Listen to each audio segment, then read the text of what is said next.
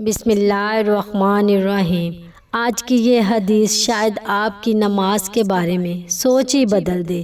حضرت تمیم داری رضی اللہ تعالیٰ عنہ سے روایت ہے، نبی صلی اللہ علیہ وآلہ وسلم نے فرمایا، قیامت کے دن بندے سے جس عمل کا سب سے پہلے حساب لیا جائے گا وہ اس کی یعنی فرض نماز ہے۔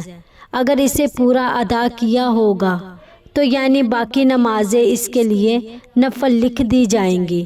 اگر انہیں پورا نہیں ادا کیا ہوگا تو اللہ تعالیٰ فرشتوں سے فرمائے گا، دیکھو کیا تمہیں میرے بندے کے کوئی نفل ملتے ہیں؟ اس نے اپنے فرائض میں جو کوتاہی کی تھی وہ ان یعنی نوافل سے پوری کرو۔ پھر دوسرے اعمال کا حساب ابھی اسی انداز سے ہوگا۔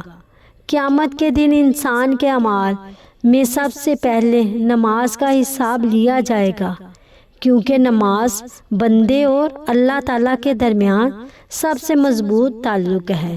اگر فرض نمازوں میں کمی رہ گئی ہو تو اللہ تعالیٰ اپنی رحمت سے بندے کے نوافل کو دیکھنے کا حکم فرمائے گا تاکہ اس کی کمی کو پورا کیا جا سکے۔ اور فرض نمازوں کی پابندی کے ساتھ ساتھ نفل عبادت کا بھی اہتمام کرنا چاہیے، کیونکہ یہی نوافل قیامت کے دن ہمارے لیے باعث رحمت اور نجات کا ذریعہ بن سکتے ہیں۔